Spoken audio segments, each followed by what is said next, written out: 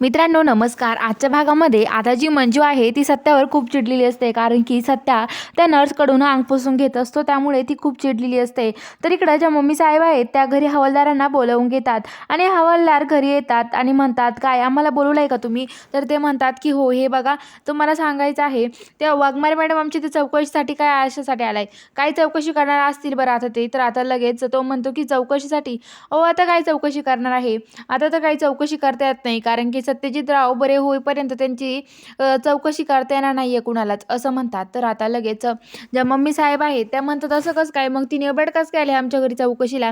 त्या म्हणतात, मॅडम इथे कसं काय आल्यात, त्यांना तर रजेवर पाठवलं आहे, सक्त रजे दिली आहे त्यांना सरांनी, त्या इथे कसं काय येऊ शकते?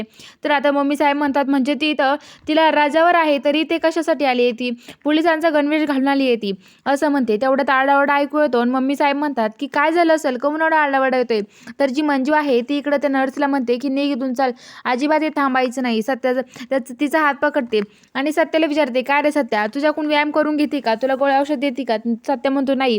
तर आता ती म्हणते की मग कशाला लागतोय सत्या, कशासाठी थांबली तेच? आणि तिचा हात पकडते मंजू आणि तिला बाहेर लोटून देते, म्हणते अजिबात आतमध्ये यायचं नाही आणि दरवाजा लावून घेते आणि ती बाहेर थांबते. ती लगेच मम्मी साहेबांते येतात आणि म्हणतात, काय गं, काय झालं, तू मी बाहेर थांबली? ते नर्सला विचारतात. ती नर्स म्हणते की आतमध्ये त्या मॅडम गेल्या आहेत, त्या काय मला तिथे थांबून देत नाही आहे, त्यांनी मला बाहेर काढून दिलं आहे. तर आता लगेच सपनी त्या म्हणतात की सत्यजित भाऊजींना गोळी तर नसेल मारणार ना, काय प्लॅन असेल त्यांच्या डोक्यामध्ये, असं बोलायला लागते. आणि आता लगेच तेवढ्या तिथे लगेच जो सत्या आणि मंजू आहे ते दोघं बोलत असतात आणि ती म्हणतात, असं सत्य तू पहिले शर्ट घाल, आणि काय रे तुला काहीच कसं वाटलं नाही त्या पुरीकडून अंग पुसून घ्यायला? तर आता लगेच होतो, मग काय झालं? अहो मी एक गुन्हेगार आहे, मग गुन्हेगारांचा तुमचा काय संबंध?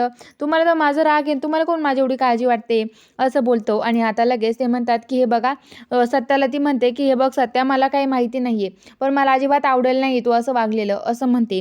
आणि आता लगेच सत्याला ती ओरडते. तेवढ्यात ते सत्याला बोलत असते, तेवढ्यात ती सत्याच्या अंगावर तेव्हा बेडवर पडते. तर तेवढ्यात मम्मी साहेबांना ते येतात आणि बघतात, तर मंजू आणि सत्याचे दोघं जण असतात. तर मम्मी साहेब त्याला लगेच ओरडायला लागतात. बघूया आता पुढील भागात काय घडतं. बघायला चॅनलला सबस्क्राईब करा.